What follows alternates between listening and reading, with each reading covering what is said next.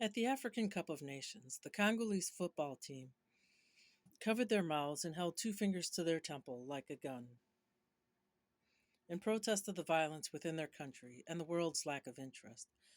Right now, in the Democratic Republic of Congo, is unfolding one of the longest and most complex humanitarian crises. According to the United Nations, 7,000 people have been killed since January, and a million have been displaced. Refugee camps are overflowing, and humanitarian aid organizations are struggling to provide food, water, and medical supplies. But what is going on in the DRC? What is this crisis all about?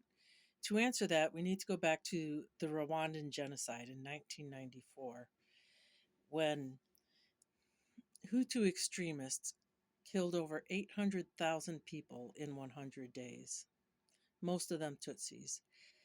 Maybe some of you have seen the movie Hotel Rwanda. The genocide ended when Tutsi rebels took over the capital of Kigali and seized power. Thousands of Hutus fled the border into the DRC. Among them were some of the Hutu extremists who had taken part of the killings. They were able to take over the refugee camps and to regroup. President Kagame saw these refugee camps controlled by the extremists as a threat and begged the international community to remove the armed groups from the rest of the refugees. Since then, Rwanda has sent troops into the DRC to go after various militias. The rebel group M23 formed within the DRC in 2012. They claim to defend the Tutsi population, but they also seek to overthrow the DRC government. On January 23, M23 attacked the regional capital city of Goma. Despite heavy resistance, the city fell within a matter of days. M23 only consists of about 6,000 fighters, but although President Kagame denies it, the evidence is overwhelming that M23 is armed, directed, and financed by the Rwandan government. Rwanda has sent 4,000 soldiers to fight alongside the rebels, and Rwandan troops have been spotted at M23 training camps. M23 has armored vehicles and surface to air missiles. They appear as a professional army. And areas occupied by M23 correspond almost perfectly with mineral rich areas. Rwanda sells billions of dollars worth of minerals that the country doesn't possess. Just 2 months after a mineral deal with Rwanda, M23 seized one of the largest coltan mines within the DRC.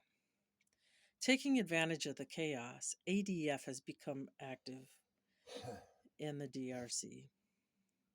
ADF, which is a branch of ISIS. They seek to establish Central Africa as a province of the global ISIS caliphate, and the DRC as an epicenter of ISIS jihadi Islamists following Sharia law. Since then, thousands of Christians have been displaced or killed. Houses have been looted and burned, and medical facilities have been forced to close. On February 13, in the predominantly Christian city of Meba, 70 Christians, including children, were kidnapped and taken to a Protestant church where they were beheaded inside the church. On March 18, Qatar's Emir Sheikh Tamim hosted peace talks between President Kagame and the DRC President Felix Tshisekedi. They both called for an immediate ceasefire in the DRC, but it is uncertain if if the group M23 will heed the ceasefire since they refused to attend the peace talks in Angola.